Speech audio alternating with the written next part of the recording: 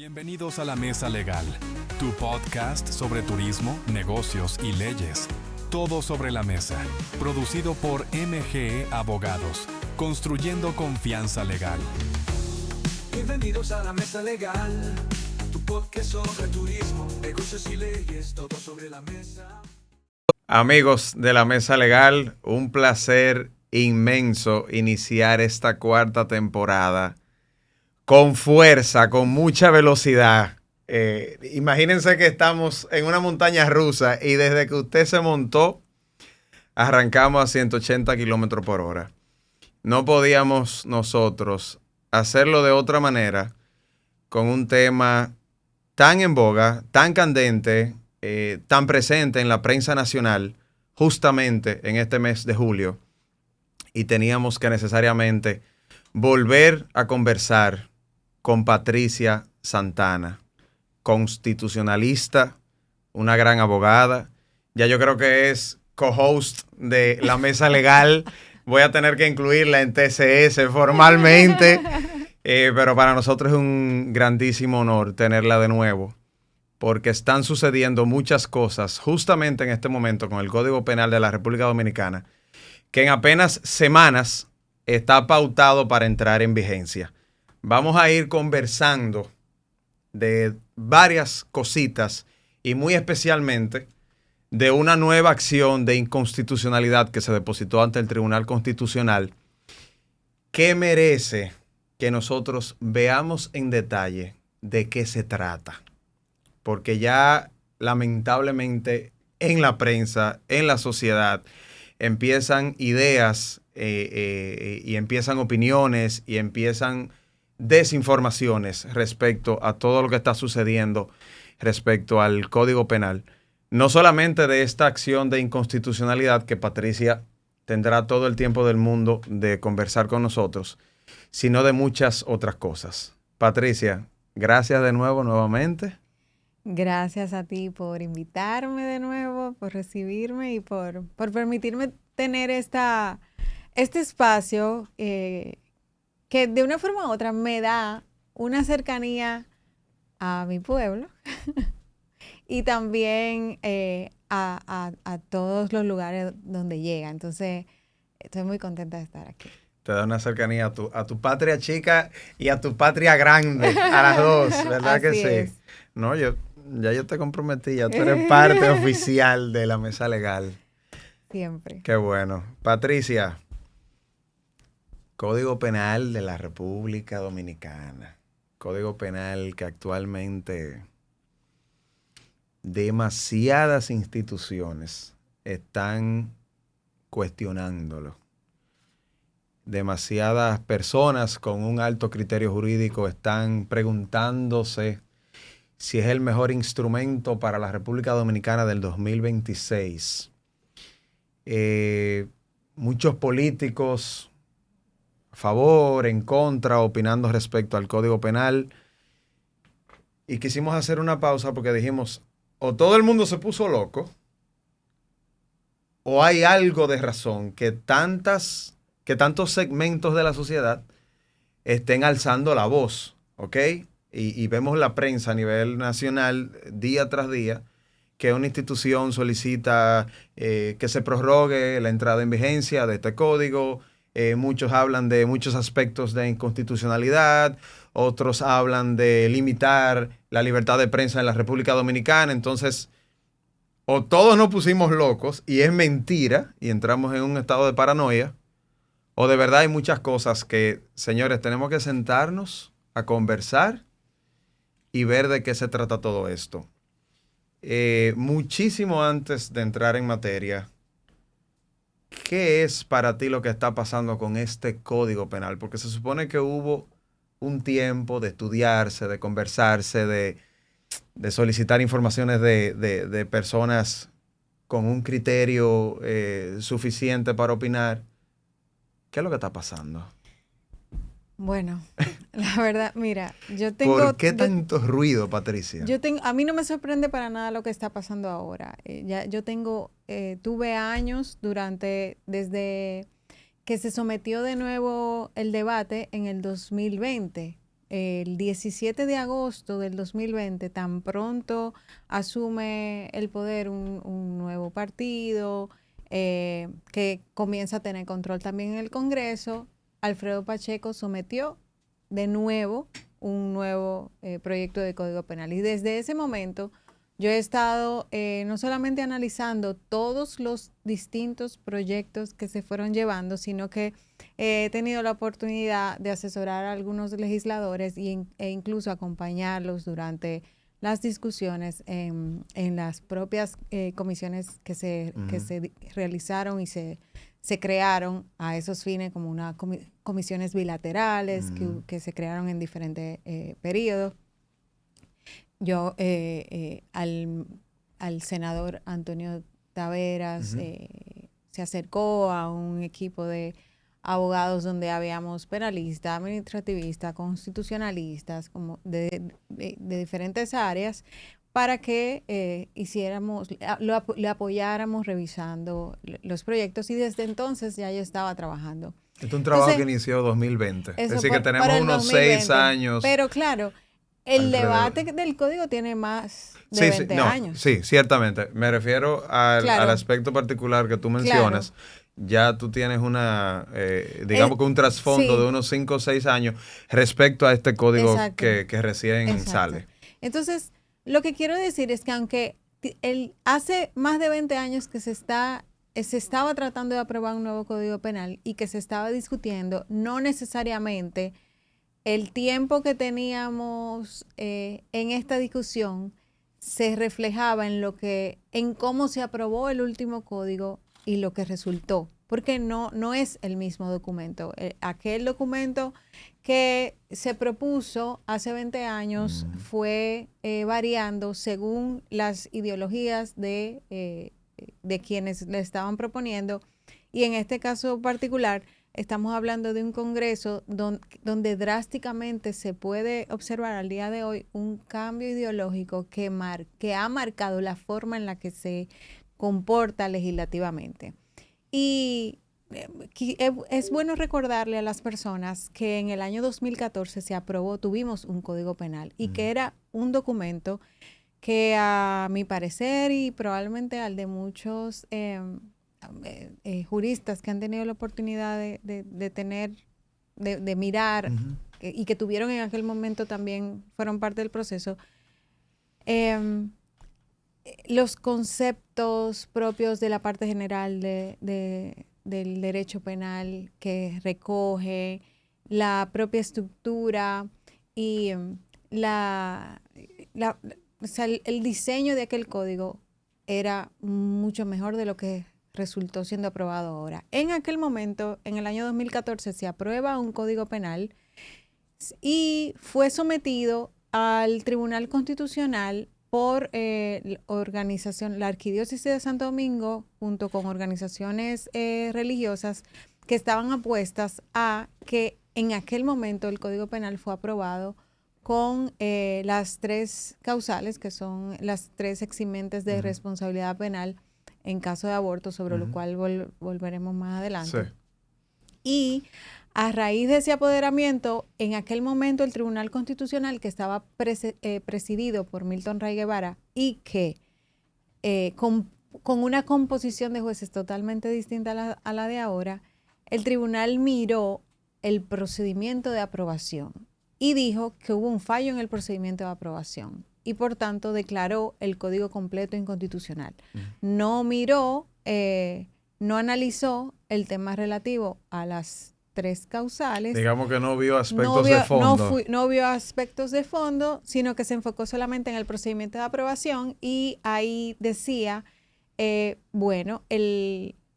Congreso, ambas cámaras, en el procedimiento de creación de una ley, una cámara discute un proyecto, luego pasa a la otra cámara, es decir, se someten por el Senado lo conoce, pasa lo aprueba, pasa a la Cámara de Diputados, y si finalmente se aprueba, va al Poder Ejecutivo para su promulgación o para que el presidente lo observe.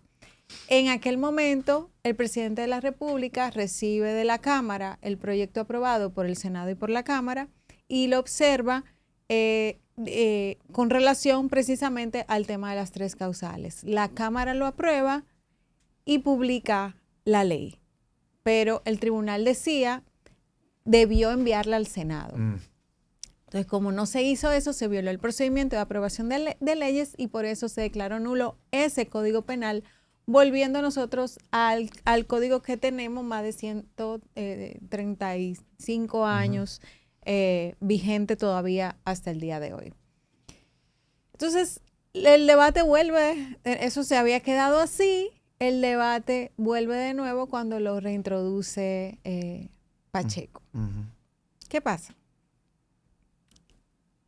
Se hicieron vistas, en esos momentos se estuvieron haciendo vistas públicas para escuchar a la ciudadanía, porque un código penal es una de las normas más importantes de un gobierno, es la norma que más restringe derechos y por tanto está sometida a una mayoría calificada para su aprobación, porque es una norma que afecta derechos fundamentales, es básicamente el que define la política criminal de un Estado, es básicamente por la razón por la cual yo siempre hago el chistecito de cuando tú vas al psicólogo, de que ¿qué te impide ser tú mismo? El Código Penal. O sea, tú tienes necesariamente que tener ciertos límites en la forma en la que tú convives en sociedad. Es que discúlpame que te interrumpa, perdón, pero el Código Penal o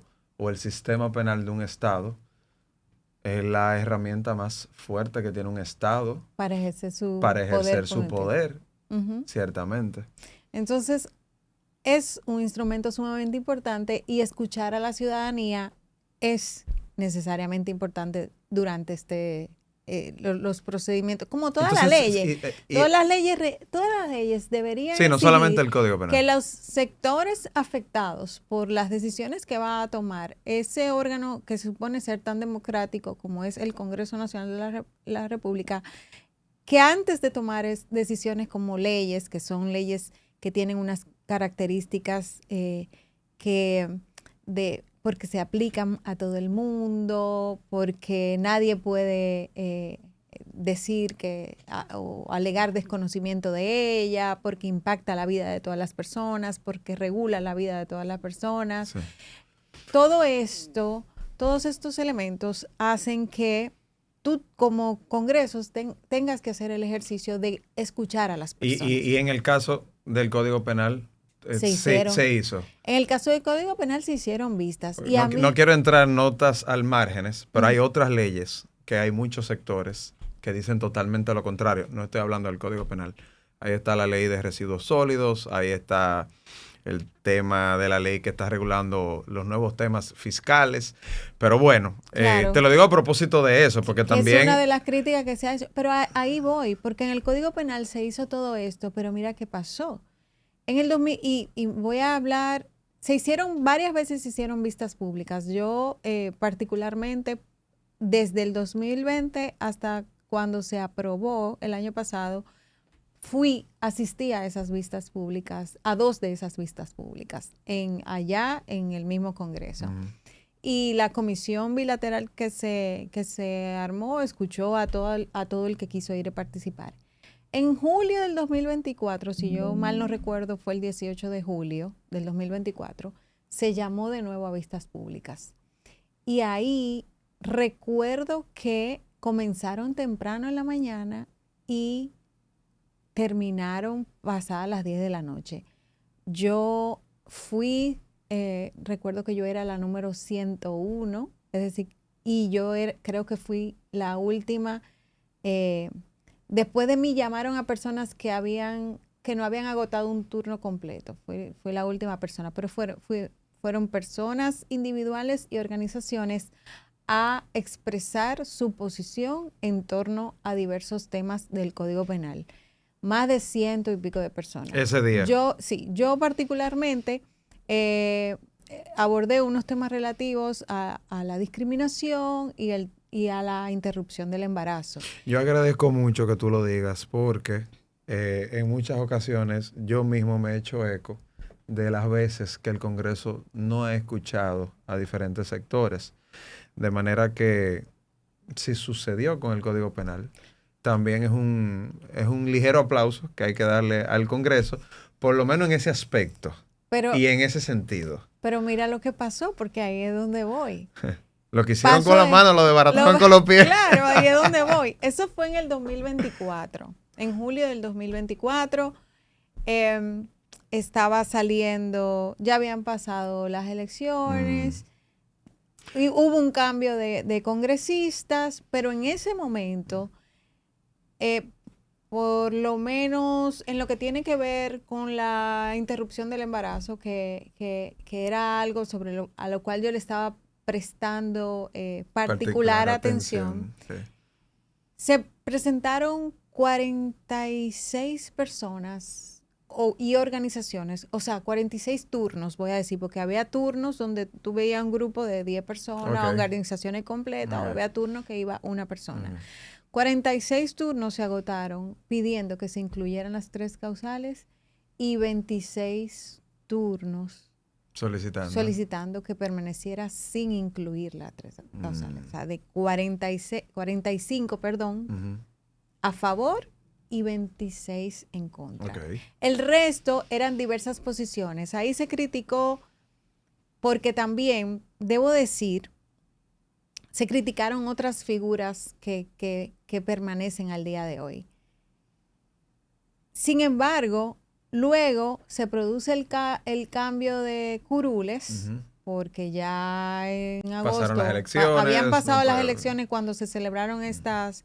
En ese momento el código no se aprobó, se producen los cambios de curules, y cuando viene de nuevo este nuevo Congreso con nuevas caras, ellos dicen, no, ya eso se debatió mucho. Recuerdo que yo particularmente trabajé con un equipo de abogados, apoyamos al senador Taveras en la redacción de un proyecto de Código Penal que recogía todas las demandas que hicieron la ciudadanía, o la mayoría de estas, en este proyecto. Sin embargo, el proyecto del senador Antonio Tavera, por algo que pasó ahí medio extraño, al final terminó siendo excluido del debate, y al final no se hicieron vistas públicas, y el código que se aprobó no recoge todo eso que se había todo debatido. lo que se había denunciado. El año pasado también se hizo un ejercicio. Yo particularmente, si tú entras a mis columnas en el Meeting o en Acento, te vas a encontrar con escritos donde yo denuncio varios de los temas que hoy todo el mundo está escandalizado. Todo eso se advirtió, todo eso se dijo, todo eso se denunció en aquel momento. Y no obstante eso, ellos aprobaron un código sin escuchar a las personas, alegando que ya se habían hecho vistas públicas, pero entonces sin atender a lo que se dijo en las vistas públicas o a lo que se dijo por mayoría. Es decir, que se escucharon los diferentes sectores para cumplir una formalidad y se ignoraron. Y se acabó. Y se ignoraron. Y el código tiene problemas desde su parte general, que son problemas conceptuales serios de derecho penal general, hasta en la configuración de muchos tipos penales, como han denunciado. Por ejemplo, el tema del ultraje, que hacer un gesto en un ambiente privado a un funcionario público te puede conllevar 10 años de cárcel. Eso es una locura. El código se aprobó, lo declararon de urgencia. En el procedimiento de aprobación, yo te puedo decir, y eso se sometió al Tribunal Constitucional, si el Tribunal Constitucional hace ese ejercicio de mirar bien ese procedimiento de aprobación, yo no dudo que en buen derecho el código tenga la misma suerte que el anterior. Que el del 2014. Por violación al procedimiento. Porque estamos hablando de un proyecto que lo que salió de la comisión bilateral es distinto a lo que se conoció un día en el Senado, el segundo día en el Senado, a lo que llegó a la Cámara de Diputados y lo que se debatió en la Cámara de Diputados y el último día se aprobó algo que no se había discutido antes. Yo tengo serios cuestionamientos al procedimiento de aprobación, y no solamente yo, un grupo de abogados que hemos tenido la oportunidad de verlo, y quienes vivimos de cerca, en mi caso particular, todo ese procedimiento, al procedimiento de aprobación de ese Código Penal.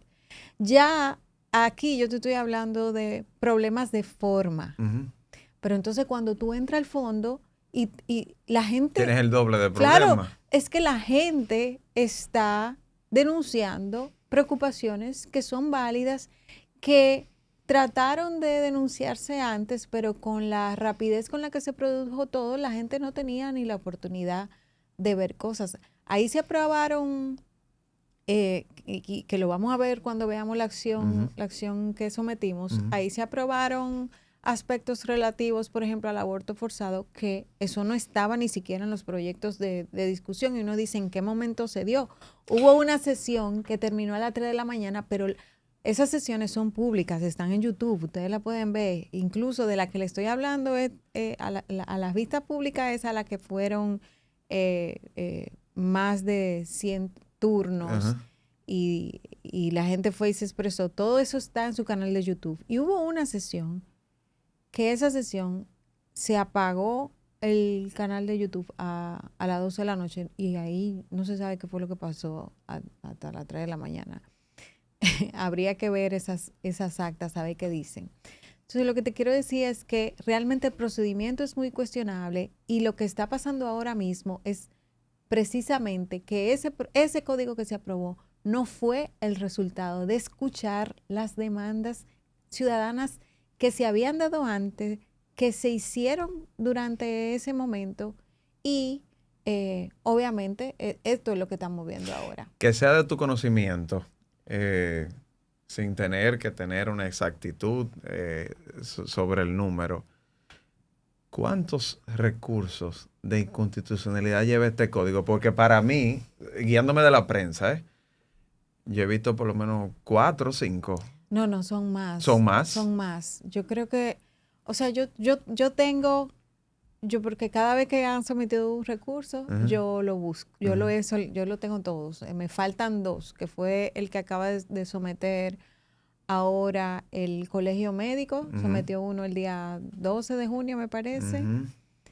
Y creo que en estos días Somos Pueblo solicitó otro. Exacto, hay otra acción. Pero, y antes de eso, yo creo que anda como por 14 recursos el Código Penal. Que tú recuerdes. Que yo recuerdo. Digamos que sean unos 12, 14. Sí, andan por ahí. Sí. El primer recurso se interpuso, el Código Penal lo promulgó un domingo. Un domingo, que eso no se había visto antes, lo promulgó Abinader. Como para no darle chance a la gente de que patalee mucho. Y el 6 de agosto, un domingo 3 de agosto, y el 6 de agosto se interpuso el primer recurso que fue un abogado. Esto fue agosto del 25, esperando el año de la entrada en vigencia. Claro, porque claro, se aprobó el 3 de agosto con una vacatio legis, que significa que hay un periodo que se estima que para facilitar la entrada en vigencia de la nueva ley, que no sea tan traumática, se le puede dar un periodo como de vacaciones. Es una ley ya aprobada. Que justamente fue de un año. Está vigente, pero con un periodo de vacaciones para su eficacia real. ¿Tú recuerdas alguna ley, algún código que haya sido atacado 12, 14 veces en menos de un año? Bueno, la verdad es que... Yo estoy tratando de hacer memoria y no recuerdo. No sé si... Y de tantos temas diferentes. Claro, pues son muchos temas diferentes. Sé que la ley electoral había sido objeto de muchísimos recursos. Es quizás un poquito lógico pensarlo porque es eminentemente político. Claro. Pero me refiero quizás a otro tipo de normativas más sustanciales. Sí.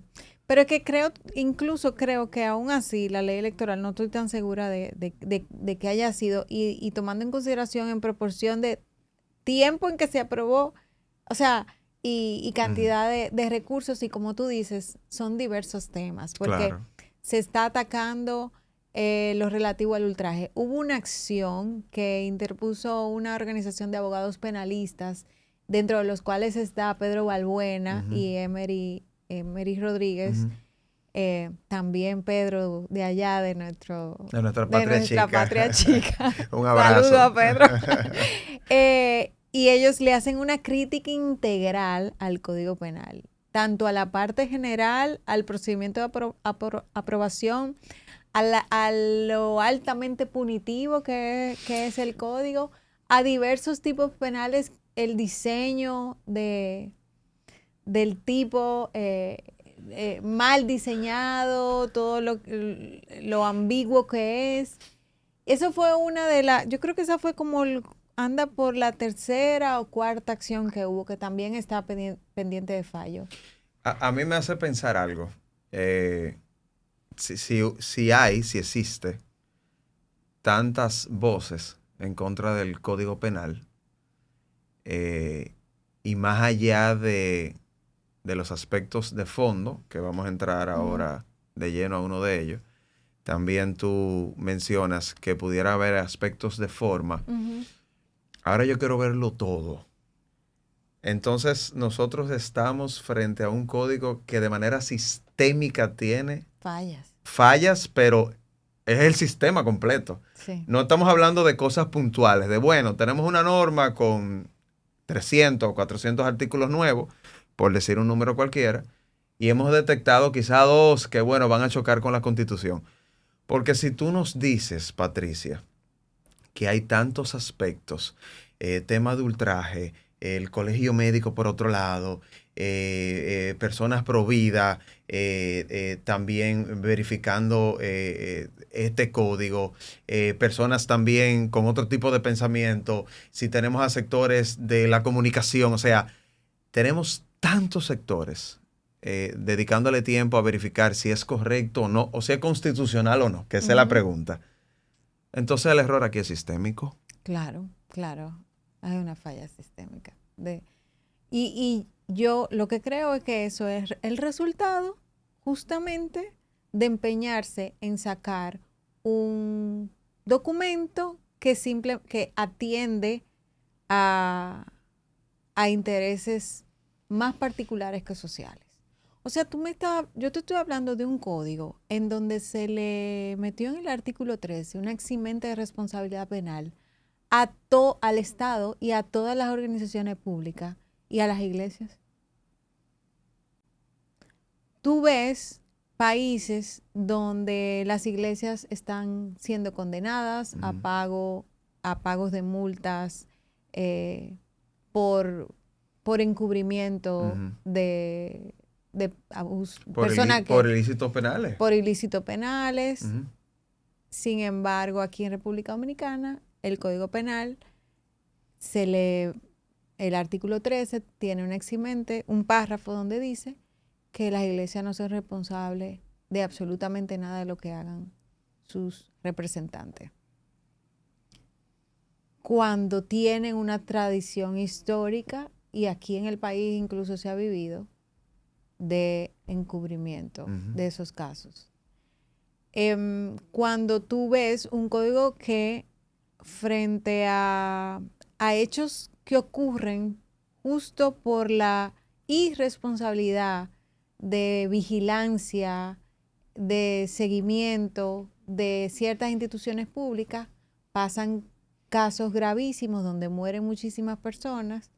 Y entonces se exime y de entonces responsabilidad. Se le va a eximir de responsabilidad penal a las instituciones que estaban encargadas de vigilar que este tipo de cosas no sucedieran, que las construcciones estuvieran hechas, cumpliendo con los requisitos legales, etcétera.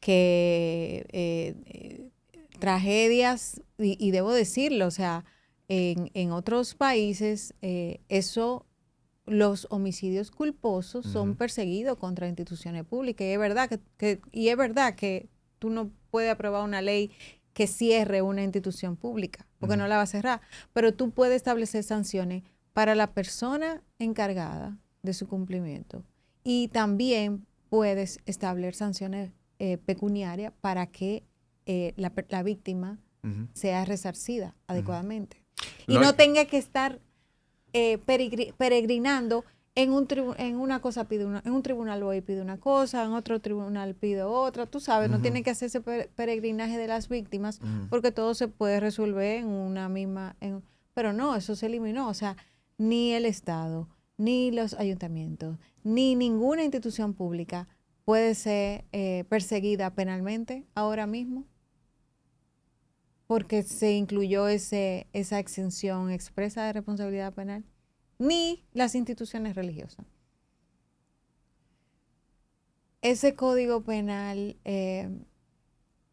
trata el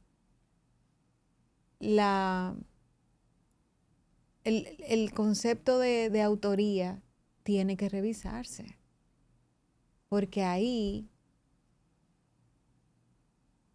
hay unos temas difíciles. El estado de necesidad modifican los requisitos de tal forma que cuando a mí me dicen, como yo oigo muchos argumentos, no, porque si una mujer está en riesgo su vida, ahí aplican los criterios del estado de necesidad. Sí, pero le metieron unos requisitos que van a hacer difícil la aplicación del estado de necesidad. Hay que mirar la diferencia entre cómo está redactado esto ahora y cómo antes se podía entender la figura del estado de necesidad. ¿Cuál sería la solución práctica más inmediata a tomar para que se pueda discutir esto con más tiempo? Si tuviera en tus manos una decisión práctica de, bueno, señores, este código no puede entrar en vigencia, ¿qué vamos a hacer? ¿Qué tú harías? Porque estamos a ley de semanas para que entre en vigencia. Bueno, lo más práctico sería hacer lo que hizo el tribunal en el 2015. Eso es lo más práctico. Ahora, yo puedo entender la necesidad que hay de tener un código penal con figuras que realmente recoge... Pero no daría tiempo a esa opción. Pero no da tiempo a esa opción. Exacto. Ahora, si el tribunal... Yo creo que la decisión ahora mismo que sería política. La decisión puede que sea política. Me refiero a la de prorrogar la entrada. Bueno, única y exclusivamente. Claro, la de prorrogar la entrada es una propuesta que se ha hecho y que pudiera servir para subsanar. Un puente. Para subsanar a través de una ley de reforma, que de hecho ya el Ministerio de Justicia, el ministro Antoliano Peralta acaba de decir que va a presentar un proyecto de ley de reforma del nuevo Código Penal. Eso es una solución. Es una solución práctica para que sigamos discutiendo. Para que sigamos discutiendo y para que el tribunal, y que puede solucionar mucho de los problemas que está enfrentando, que va a haber ahora el Tribunal Constitucional, sin que el tribunal se meta en estar teniendo que decidir entre cojo esto caso por caso o de un tablazo me llevo el problema. Yo pienso que eso es una solución práctica muy válida. Y creo que es un proyecto que puede venir a solucionar muchos de los problemas que hay ahora mismo, mientras tanto. Para que la discusión siga. Para que la discusión siga, resueltos esos problemas, pues seguirá con otros que quizá no haya la voluntad política de que se resuelvan. Eso es una hipótesis. Vamos a la realidad ahora. Hay otra propuesta que son quienes dicen que se aplace la entrada en vigencia de este proyecto. Si eso se combina con la propuesta que está haciendo el Ministerio de Justicia, a lo mejor eso pudiera ser una solución para tratar de tener un nuevo código antes de que termine el año. Pero yo debo decirte algo. Yo he oído a algunos legisladores hablando de la posibilidad de discutir nuevamente el código antes de que termine la legislatura, que termina a finales de julio. Estamos hablando de semanas. Someter una revisión integral. Prácticamente eso es imposible. Y volverla a someter a la rapidez que estamos criticando, O sea, no cometas No, los mismos esa idea errores. simplemente es una locura. O sea, no cometas los por un mismos tema errores. de tiempo. O sea, O estamos hablando de que una revisión integral va necesariamente a requerir nuevas vistas públicas, nueva discusión para que tú realmente escuches a la gente y no cometas los mismos errores que cometiste y que por eso estamos en la situación en la que estamos hoy con el código. Patricia, eso es una hipótesis, lo de la posible entrada en vigencia del código en otro momento, si se pudiera hacer desde el punto de vista político y legislativo. Vamos a aterrizar y vamos a arrancar en la realidad. La realidad es que hoy tenemos un código sumamente cuestionado y que tú fuiste parte de una nueva acción de inconstitucionalidad en contra de varios artículos de este nuevo Código Penal. Aquí sí ya queremos que tú nos expliques de qué se trató esta nueva acción de inconstitucionalidad y cuál es tu criterio al respecto. Muy bien. El 30 de marzo de este año, representando a la señora Rosa Herminia Hernández, que es la madre de Rosaura, más conocida como Esperancita, y las organizaciones Alianza Cristiana Dominicana y Católicas por el Derecho a Decidir República Dominicana interpusieron una acción directa en inconstitucionalidad por ante el Tribunal Constitucional con dos objetivos principales.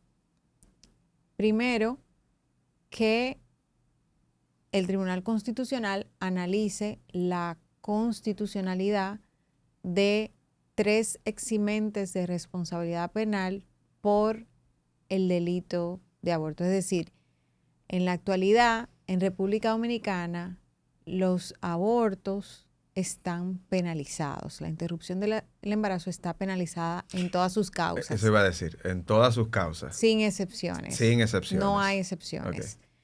Okay. No es cierto que hay excepciones y voy a explicar por qué no las hay. Y entonces lo que están pidiendo estas organizaciones y doña Rosa es que el Tribunal Constitucional analice, verifique que una persecución sin excepciones y una penalización sin tomar en consideración circunstancias excepcionales que son parte de la vida y de la realidad que pueden vivir y viven mujeres, niñas y adolescentes en nuestro país, que son, ¿verdad?, quienes quedan embarazadas, que mirarlo así fríamente no responde ni siquiera al principio de razonabilidad del uso del derecho penal, ese poder tan punitivo, porque no responde a la realidad, a las realidades que experimentan las mujeres. El embarazo es un proceso natural y asimismo lo es la pérdida del embarazo, la interrupción del embarazo o el aborto. Hay comunidades donde la palabra aborto le cae pesada, pero hablan de legrado, hablan de, y voy a usar estos términos, que si le baja la menstruación, de tomarse algo porque no le baja la menstruación, eso está penalizado en el Código Penal. Y las penas son graves, tanto para la mujer como para quien le suministre lo que vaya a usar para eso, para quien la apoye, para el personal de salud, para el farmacéutico, para el médico, para la partera. Y todo está penalizado con penas bastante graves. Está penalizado en el Código Penal vigente actualmente y el Congreso, a pesar de que hay encuestas como la de Barómetro de las Américas del 2019, una encuesta Gallup hoy también que se hizo con ese tema, otra encuesta de Untold Research, todas revelan que socialmente hay una despenalización social de la interrupción del embarazo. O sea, la gente admite que hay excepciones y esas excepciones son las que le estamos pidiendo al Tribunal Constitucional que las considere que son conforme con la Constitución para que la incluyan en el Código Penal, para que los médicos puedan hacer su trabajo sin miedo a ir presos. Y para que las limite. Para que, claro, O sea, que para sí. que se Para que identifiquen se cuáles regulen. serían las Claro. los únicos momentos en que pudiese realizarse. Claro, Y claro. que no haya ahora mismo una despenalización social múltiple. No, claro, porque no la hay. La despenalización que se han identificado en estas encuestas es solamente en esos casos excepcionales. Ok. Entonces, hay evidencia de eso en esas vistas públicas que te dije, que de 100 turnos, 45 estaban a favor de que se incluyeran estas eximentes y solo 26 en contra. Fue en el 2024, o sea, hay una voluntad social, una admisión social de que las excepciones existen y que pueden estar y deben estar incluidas en el Código Penal porque es un tema de salud. ¿Cuáles son esas excepciones? Y justo te iba a decir, social y médica. Claro, ¿cuáles son esas excepciones? Que la vida y la salud de la mujer esté en peligro, que haya incompatibilidad Con la vida. con la vida extrauterina del feto. O sea, que no estamos hablando de que porque sea una malformación congénita, no, estamos hablando de que real y efectivamente haya una malformación que sea incompatible con la vida extrauterina, que es algo que pone en riesgo a la mujer embarazada, porque si como producto de esa malformación el feto muere dentro del cuerpo de la mujer, también la vida de la mujer está en riesgo porque le puede dar infecciones, sepsis y obviamente obligar a una mujer a llegar hasta el término del embarazo cuando se sabe que no va a tener vida, nos parece, es un acto de tortura, es injusto, pone en riesgo su vida. Y la tercera es cuando estemos frente a una víctima de agresión sexual, violación o incesto. En esas tres circunstancias que son excepcionales y que le permitiría tanto a la mujer tomar la decisión de si ella quiere interrumpir el embarazo para no poner en riesgo su propia vida, porque quiere ella, puede darse el caso de una mujer que tenga más hijos, entonces su vida está en riesgo. ¿Y quién va a cuidar a sus hijos si ella se muere? Y no me digan que el papá, porque en este país hay muchas madres solteras. O sea, esos estudios los ha hecho la Oficina Nacional de Estadística y los hogares, predominan las mujeres que son jefas del hogar. Entonces, ella tiene más hijos, va a poner en riesgo su vida o puede elegir interrumpir el embarazo en el caso de que este represente un riesgo para su vida. Y es una elección porque no se le impone a nadie.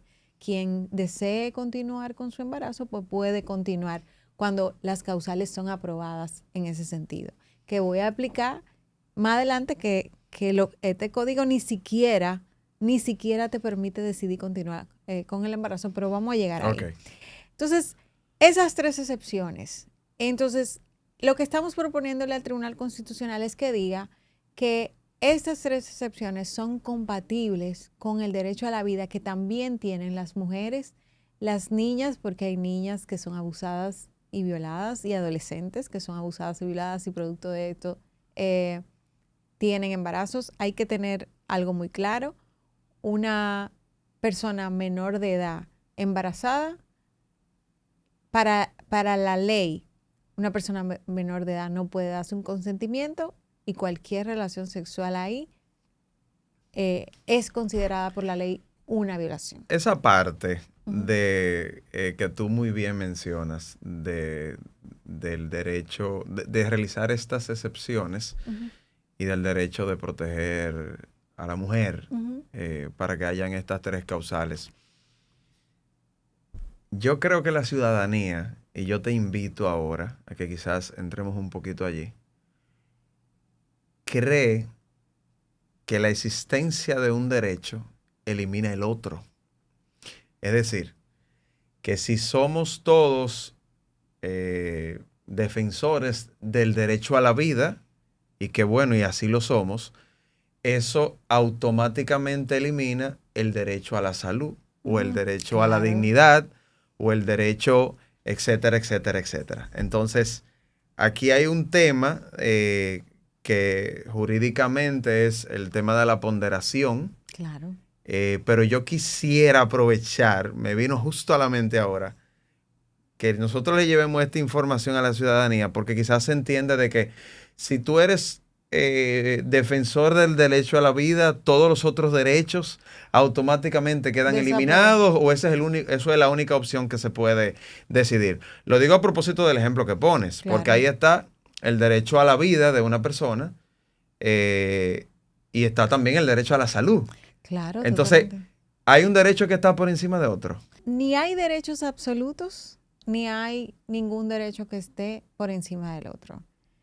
Lo que haría y hace el Tribunal Constitucional como parte de sus competencias es, como tú bien dices, ponderar derechos, analizar la razonabilidad de lo que se le plantea, analizar la proporcionalidad del problema que ha sido dado a sus manos y la proporcionalidad de la medida que se ha adoptado para combatirla. Esas son técnicas que utiliza el tribunal para analizar las cosas. En este caso particular, estamos hablando, se usa mucho el término provida, pero defender el derecho a elegir a una mujer continuar con su vida, yo creo que es ser provida. Usted es provida todos los días cuando quiere seguir viviendo. Claro, entonces la mujer, la niña y la adolescente que se vea en una de esas circunstancias también son titulares del derecho a la vida. Y no solamente que son titulares, sino que ya son una vida en desarrollo. Nacieron, tienen un proyecto de vida, están... Como decía, una mujer puede estar casada con sus hijos, con su familia, tiene una familia, una niña a la que se le ha arrebatado su inocencia por producto de una violación, quiere continuar estudiando, y su derecho a la educación se le garantiza. En cualquier caso, estamos hablando de un tema de salud y el derecho a la salud es un derecho que protege la Constitución. Hay varios derechos que entran en juego. De hecho, lo que le llevamos al Tribunal Constitucional es precisamente esto. Primero, ella también es titular del derecho a la vida. Y segundo, ella también es titular del derecho a la dignidad, a que su dignidad como persona se respete, del derecho a la salud, del derecho a vivir una vida libre de violencia. Porque obligar a una mujer a continuar con un embarazo que está poniendo en riesgo su vida o que va a culminar sin vida extrauterina es un acto de tortura, y así lo ha dicho y lo ha analizado jurisprudencia.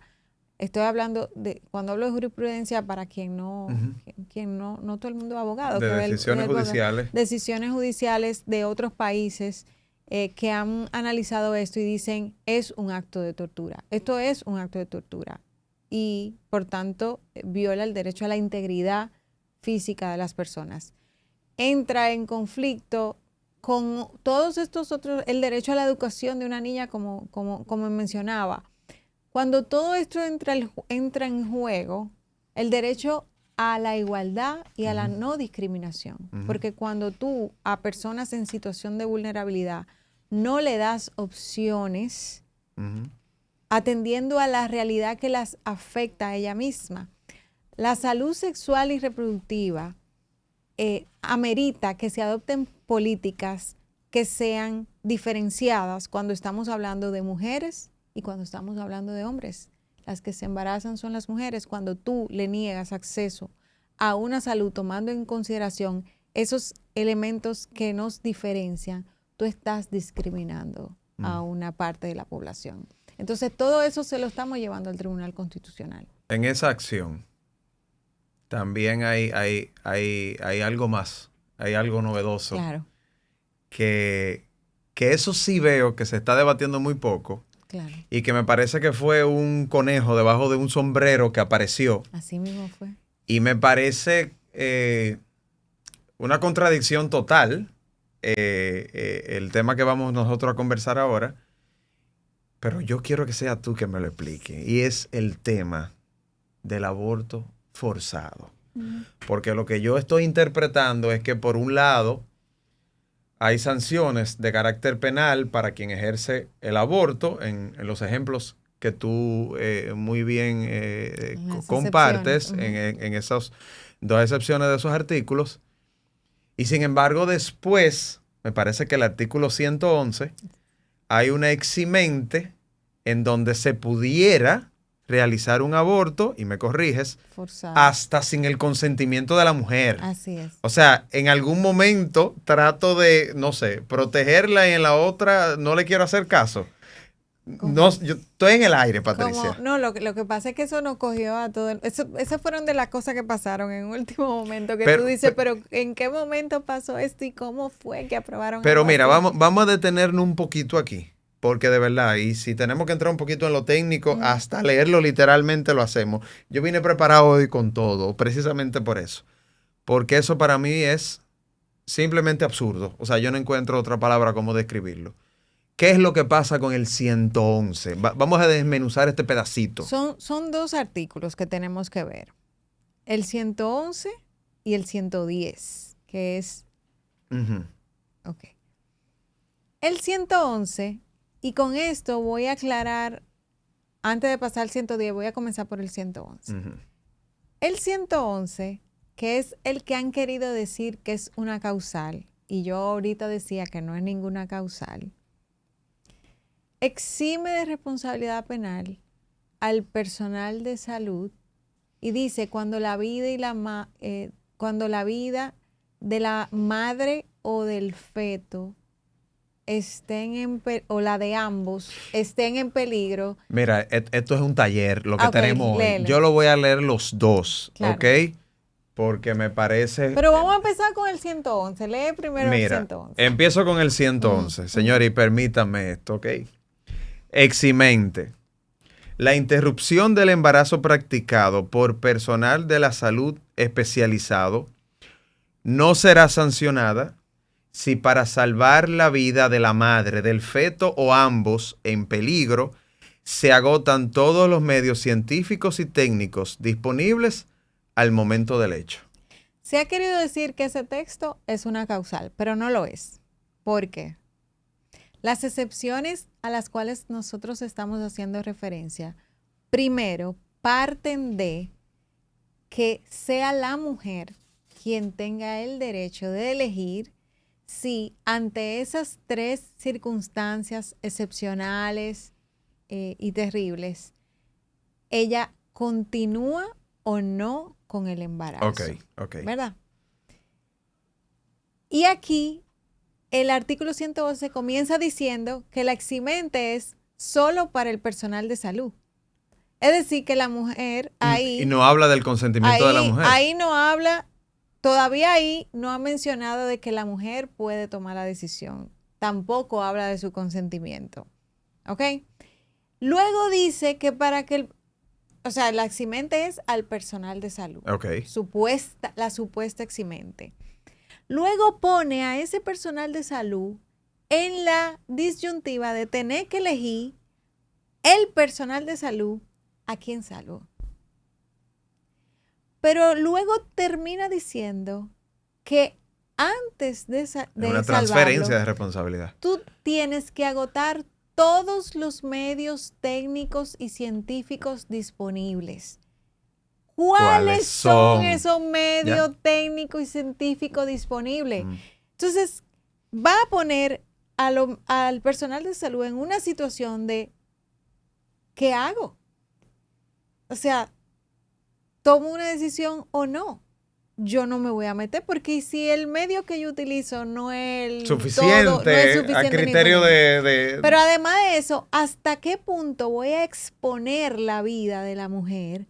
La voy a llevar hasta un extremo tal de riesgo para su vida antes de tomar una decisión porque tengo que haber agotado todos los medios. Entonces yo decía que eso está ahí para decoración, porque al final no les sirve, y por eso es que los médicos han salido como colegio médico a decir que ese código penal los va a poner a ellos, que ellos van a tener que cruzar la mano y decir nosotros no podemos hacer nada. Y eso es uno de los temas, porque hay otros más que afectan a los médicos, y por lo cual ellos fueron al Tribunal Constitucional. Pero en ese caso particular, te está diciendo hasta qué punto yo voy a poner en riesgo, hasta qué extremo voy a llevar su vida para tomar una decisión para no exponerme a una prisión. O sea, no resuelve el problema. Y vuelvo, como tú bien decías, ahí no habla de la voluntad de la mujer en ningún momento. Cuando nos vamos al 110, que le damos para atrás. Lo tengo aquí. Lee el 110. Entonces el 110 dice, aborto forzado. El aborto practicado en contra de la voluntad de la mujer, aquí sí lo tenemos, fuera del eximente del artículo 111, será sancionado con 10 a 20 años de prisión mayor y multa de 20 a 30 salarios mínimos del sector público. Lo podemos dejar hasta ahí. Tiene 2 párrafos. Entonces ahí dice, y estamos totalmente de acuerdo con que con que un aborto forzado es un delito, es un crimen horrendo y tiene que ser sancionado. Ciertamente. A ninguna mujer tú la puedes obligar a abortar. Pero léete esa frasecita que dice fuera del eximente del artículo 111. Estoy en el 110. En el 110. El párrafo 1. No, ahí mismo, ese mismo. El aborto practicado en contra de la voluntad de la mujer fuera del eximente del artículo 111. Está creando una eximente al personal de salud para realizar abortos forzados. Y lo que está diciendo es que la mujer nunca va a poder decidir, ni siquiera continuar con su embarazo en determinadas circunstancias, si es su voluntad. Lo cual yo digo, yo tengo amigas que sabiendo los riesgos que representaba continuar con el embarazo, decidieron continuarlo y llevarlo a su término. Sí, porque tú también tienes un derecho a continuar. Porque tú tienes ese derecho. Exacto. Y cuando le meten ese fuera del eximente, están creando una eximente para el aborto forzado y lo están creando ignorando por completo la voluntad de la mujer de continuar con su embarazo. Pero yo... Lo cual, claro, eso mismo, la cabeza se le quiere explotar a uno cuando uno se encuentra con eso, porque eso no existía. Eso no existía. Eso fue una novedad. Esto fue creatividad absoluta de nuestro Congreso Nacional. Fueron lo suficientemente creativos para diseñar un tipo penal exclusivamente para las mujeres en donde no la protegen para nada, donde su voluntad no importa, donde su vida no importa, donde su salud no importa. Vamos a llevarla hasta el extremo. O sea, es un tipo penal y además que es incoherente, porque por un lado tú dices que tú eres, vamos a usar sus palabras, tú dices que tú eres pro vida y que por eso tú no quieres que hayan 3 causales. Pero entonces tú también estás favoreciendo a que le realicen aborto forzado a una mujer. ¿Dónde está la coherencia legislativa en esos 2 artículos? No hay coherencia. No hay coherencia. No, pero yo estoy en el aire. O en de shock. Verdad. Sí, no, yo estoy en el aire, sinceramente. Sí. Y eso parece... La respuesta más natural y sana que yo te puedo dar es, de verdad, yo estoy en el aire con ese artículo en específico. O sea, ¿cómo? Y vuelvo y digo, como digo muchas veces, estoy pensando en voz alta. ¿Cómo tú tienes por un lado una filosofía, por decirlo así, o el deseo de ser, no sé, extremadamente conservador, y por eso estas cosas que estamos discutiendo, y de la nada hay una posibilidad de que yo incluso lo pueda hacer sin que tú sepas y yo me estoy liberando de responsabilidad, pero la liberación de esa responsabilidad tampoco aclara cómo pudiese ser O sea, es un enredo total. Es un enredo total, no, es que hay una voluntad manifiesta de castigar a la mujer y hay una voluntad manifiesta de no tomarla en consideración como persona, como si las mujeres no fuéramos personas. Entonces,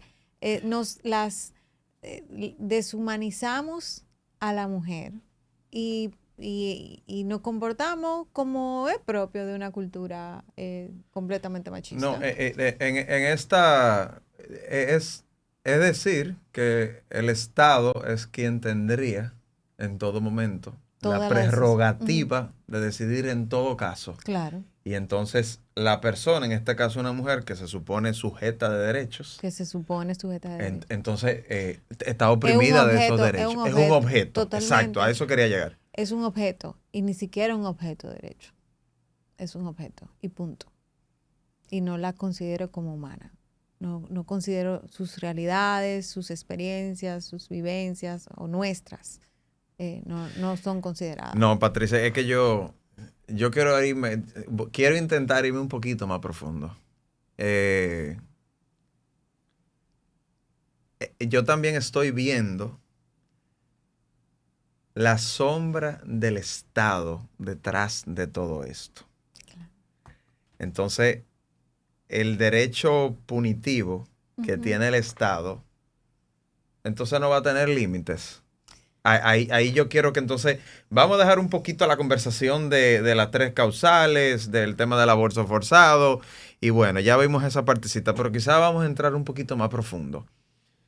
¿Qué está haciendo el Estado teniendo un derecho punitivo, digamos que no es ilimitado, pero es que sumamente profundo? Pero que la ley se supone que le ponga límite al ejercicio de ese poder punitivo. Pero aquí no está sucediendo. Ahí está desbordado. Está desbordado. Gracias, esa es la palabra. Está desbordado ese poder punitivo y se desborda en perjuicio de población, de las poblaciones más vulnerabilizadas, porque no solamente en el caso de las mujeres ahí, pero hay otros tipos penales, por ejemplo, que no le garantizan la protección a toda la población que debería proteger.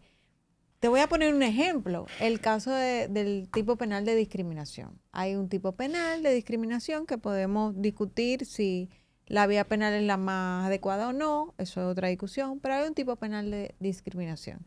Y ese tipo penal de discriminación está muy bonito cuando tú lees el artículo 173, pero cuando entonces tú lees los párrafos, tú ves que dice que las personas pueden alegar, y es básicamente lo que dicen, objeción de conciencia, libertad religiosa, libertad de expresión y requisitos institucionales para no cumplir con el 173. Y es como, ok, bueno, la parte capital del artículo 173 es un hermoso poema que no va a servir para nada porque tiene 2 párrafos que lo hacen completamente ineficaces. Entonces tú te estás olvidando ahí de personas con discapacidad que se van a ver afectadas por eso.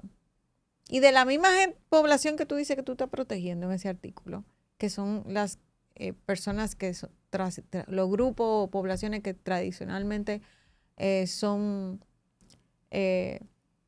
discriminadas. Por su creencia religiosa, por alguna condición de discapacidad, por cualquier factor o característica protegida, al final no la estás protegiendo nada. Al final no la estás protegiendo nada, porque le metiste estos 2 párrafos y entonces cualquiera puede alegar objeción de conciencia, libertad religiosa, libertad de expresión, mis derechos o mis propios requisitos institucionales y puedo discriminar a todo el mundo. Y está de más.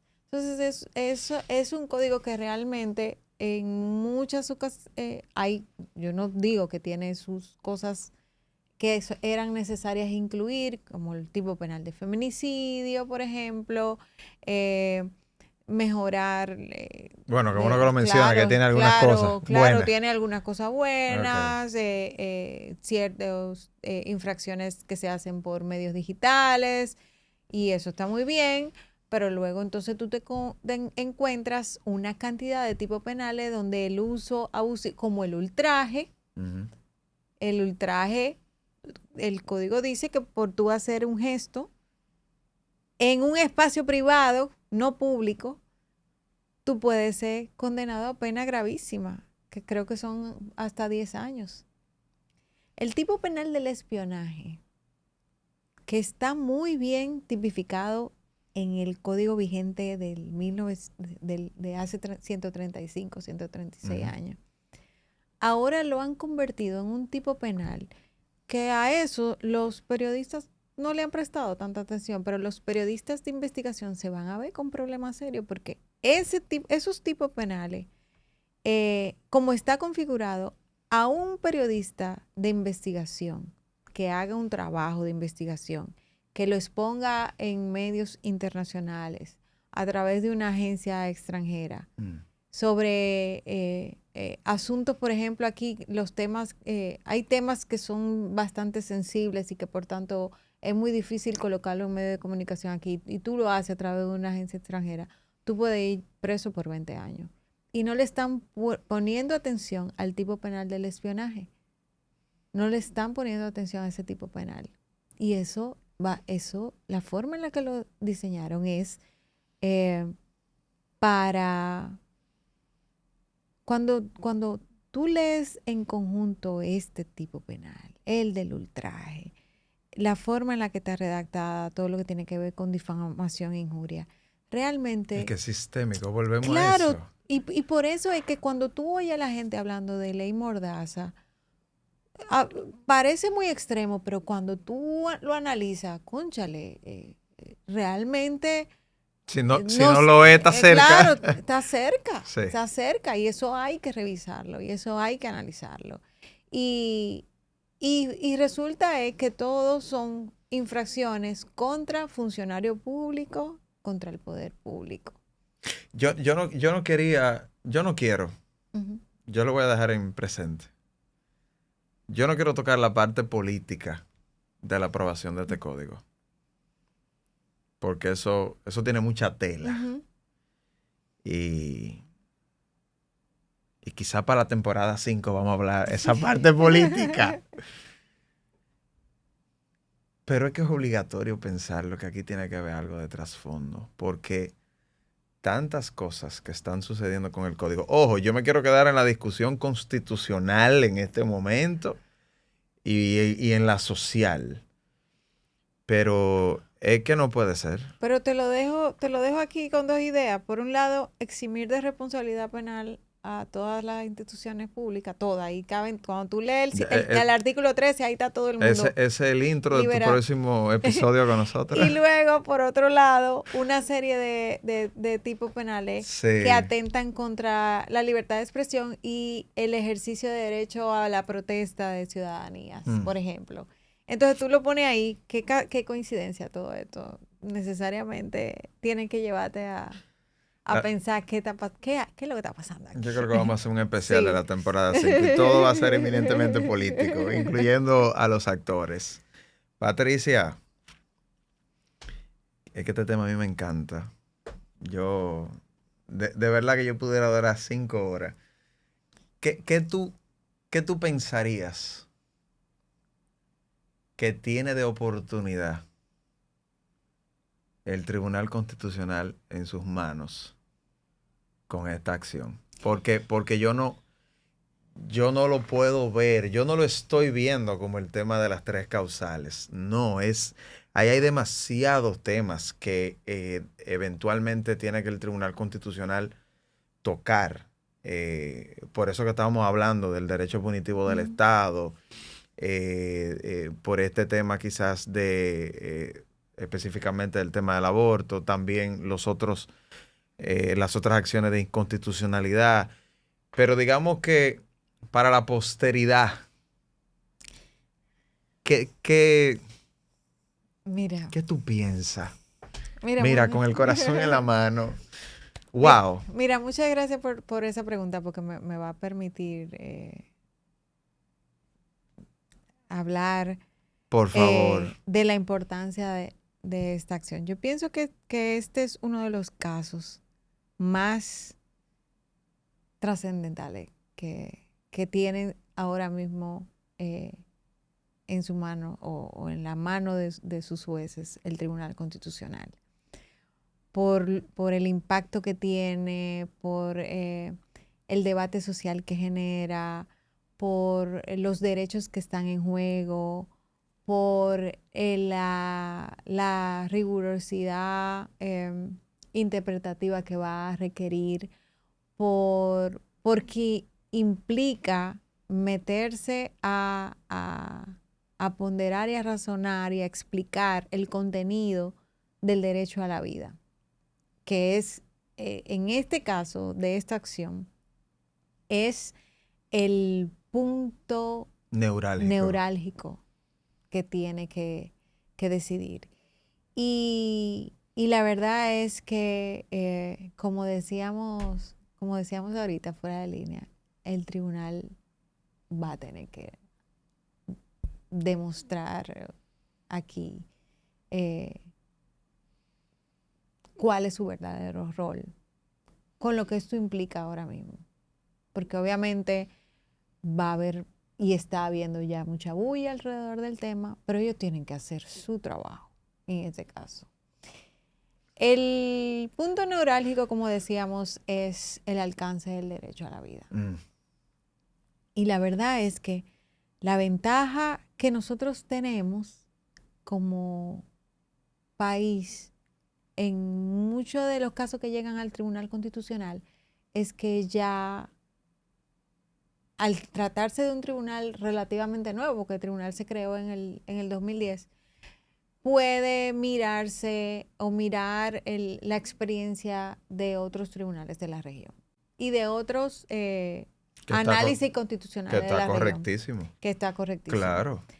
En el caso de la República Dominicana, uno de los debates más importantes es si la Constitución Dominicana, que establece el derecho a la vida desde la concepción hasta la muerte, permite el aborto. Hay quienes dicen que no, que permite, la interrupción del embarazo en esas 3 circunstancias muy particulares. Hay quienes dicen que no, que está cerrada esa posibilidad porque la protección del derecho a la vida la entienden de una forma absoluta, y estamos quienes estamos diciendo esto hay que ponderarlo, la vida, la mujer, la niña, la adolescente también es titular del derecho a la vida y tiene que ponderarse junto con otros derechos, como hablábamos ahorita. Pero ¿qué pasa? Que a nivel mundial existen 150 países, quizá un poco más, que protegen la vida en la Constitución. Pero no todos los países que protegen la vida en la Constitución lo protegen desde la concepción hasta la muerte. De estos 150 que protegen la vida, 20 protegen la vida prenatal, con diferentes configuraciones. Algunos con una configuración tan idéntica a la de nosotros, tal y como lo dice a nosotros. Se protege la vida desde la concepción hasta la muerte. Te puedo poner, por ejemplo, el caso de Ecuador. Son como 20 que tienen esa protección prenatal.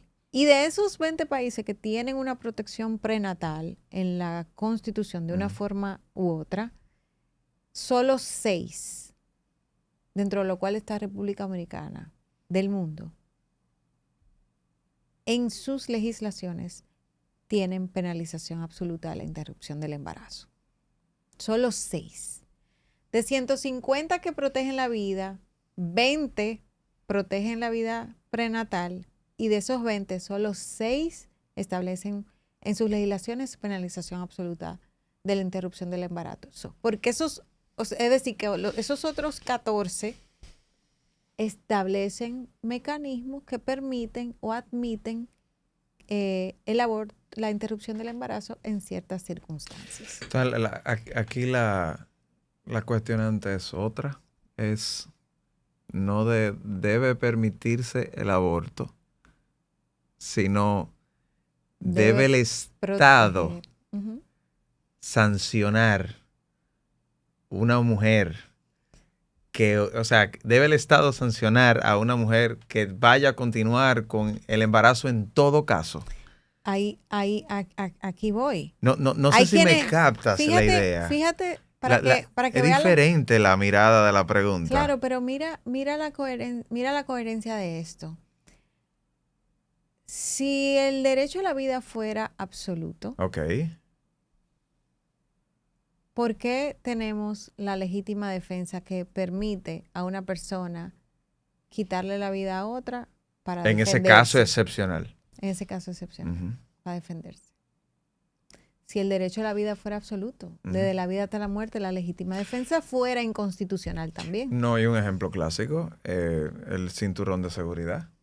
Usted se lo pone y si a usted lo encuentra sin el cinturón de seguridad, usted tiene una sanción. Claro. Y usted no puede decir, la vida es mía. Si yo quiero no usarlo y me pase lo que me Claro. pase, pues entonces no hay ningún tipo de problema. Claro, totalmente. Entonces sí tiene. Entonces, claro, no es absoluto el derecho a la vida. Correcto. Entonces, el punto es, sí, como bien dices, yo como Estado, partiendo de esto que te estoy diciendo, voy también a proteger a la mujer o la voy a sancionar. O voy a entender que ella es titular de ese derecho a la vida. En Ecuador, la Constitución dice tal cual la de nosotros que se protege la vida desde la concepción hasta la muerte. Y tanto la legislación como el propio Tribunal Constitucional, la Corte Constitucional de Ecuador, en el 2021, incluyó, pues la legislación todavía no la preveía, incluyó la causal violación e incesto como una excepción para la interrupción del embarazo. Esto fue a pesar de que la Constitución está redactada en términos muy similares al nuestro. Desde la concepción. Desde la concepción hasta la muerte. En Chile, que también tiene esa protección prenatal, pero además dice la Constitución que se va a proteger al que está por nacer. Lo dice así expresamente. Sin embargo, el Tribunal Constitucional chileno dictó una decisión donde hizo esa ponderación de derechos, donde consideró a la mujer sujeta de derechos y persona en desarrollo y por tanto entendió que las causales eran conforme con su Constitución. Ujú.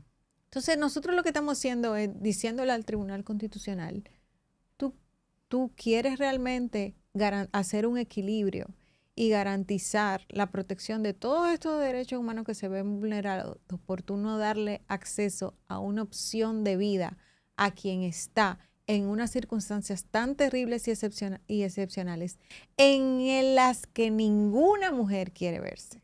Porque ninguna mujer... Ninguna desea una situación así, señores. Cuando tú te pones a pensar, en los casos de que la vida de la mujer esté, y los que probablemente que tú y yo conocemos, porque conocemos casos, que la vida de la mujer esté en peligro, son casos de personas que quieren estar embarazadas, que quieren y no quieren y que quieren continuar con el embarazo. Y que quieren tener sus de hijos. corazón, como deseo. Y que quieren tener hijos. Quieren tener sus hijos y que estaban felices con su embarazo y le dan esta terrible noticia y entonces llega a un punto donde tiene que decidir con el dolor de su alma, mira, yo quisiera poder decidir continuar con mi embarazo. Ninguna mujer quiere estar embarazada producto de una violación. Ni estar en una situación... El hecho, ¿cómo es posible que tú seas víctima? Porque para una mujer un delito contra su indemnidad sexual es atroz. Eso es un trauma eterno. No, ni mucho quiera, y mucho menos terrible. quisiera tener una situación de salud, de gravedad que la lleve a eso. Claro, y tú obligarla a continuar con un embarazo producto del hecho, de uno de los hechos más terribles de su vida. ¿Quién quiere vivir eso? ¿Quién quiere vivir esa situación? Entonces, todo eso se está llevando al Tribunal Constitucional y el Tribunal Constitucional va a tener que resolverlo. Porque primero, es una acción que fue muy bien presentada, que cumple con todos los requisitos de admisibilidad, Muy bien. que le expone al tribunal datos estadísticos, análisis de contexto, análisis sanitario, análisis, le explica al tribunal por qué los argumentos de fe no deben ser parte de su decisión. Ujú. Esto no es un debate. La fe está dividida con el tema y prueba de ello es que las mujeres que la sometieron son mujeres religiosas. Es un debate constitucional. Claro, es un debate Y vamos a puramente quedarnos constitucional. ahí. Correcto. Entonces, el tribunal va a tener que hacer ese análisis. Y al final lo que le estamos pidiendo no es que despenalice la interrupción del embarazo, ni que abra las puertas para el aborto libre, como han querido decir. Ni que declare inconstitucional el derecho a la vida. Ni que declare, no, nada, mucho menos. Sí, no. Mucho menos. Estamos tratando de... Pidiéndole al Tribunal Constitucional Correcto. que vea que la Constitución también protege a otros derechos. Y protege Ujú. a la persona que se va a ver afectada por esta situación, que puede ser una mujer, una niña o un adolescente. Le estamos pidiendo al Tribunal Constitucional que dicte una sentencia interpretativa y que al hacerlo incluya, no es que elimine el tipo penal del aborto, sino que incluya las 3 causales. Lo que sí le estamos pidiendo que elimine es la posibilidad de que puedan realizarle aborto forzado a las mujeres. Eso se lo estamos pidiendo. Con ese tema del aborto forzado, yo no he visto a gente de la sociedad histérica con esa parte, sino con todos los otros. Porque la gente no sabe. Eso fue algo de último minuto cuando eso se aprobó y la gente todavía no lo sabe. No ha asimilado este cambio. La gente no entiende esto. Ujú. Y mucho menos y no lo quiere entender, o sea, no lo puede creer porque ¿en qué momento fue que te pusiste tan creativo? ¿Por qué tanta hazaña? ¿Por qué tanto deseo de controlar la vida de la mujer? Ujú. Y bueno, Patricia, te quiero dar las gracias, como siempre. Necesitábamos amplitud. Era obligatorio que necesitábamos una amplitud con este tema. Y yo aún sigo sintiendo que nos quedamos quizá a mitad, pero evidentemente tampoco queremos abusar del tiempo de nuestros queridos seguidores.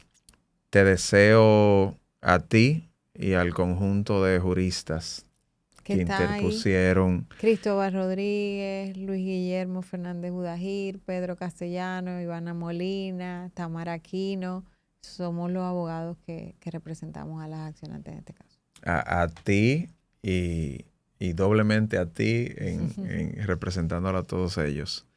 De verdad que les deseo el mejor de los éxitos. Yo creo que es una acción que es un punto de no retorno para el Tribunal Constitucional, porque no creo que el Tribunal Constitucional no se la quiera jugar con este tema.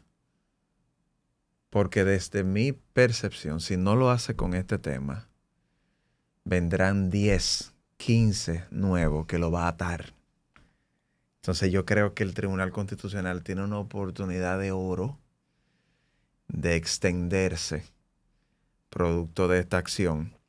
Creo que marcaría, ojalá, un precedente para todas las cuestiones que la misma dinámica social van a traer en el futuro. Pero yo creo que sí que tiene una oportunidad de oro. Y me alegro mucho que estés ahí en toda esta gran participación.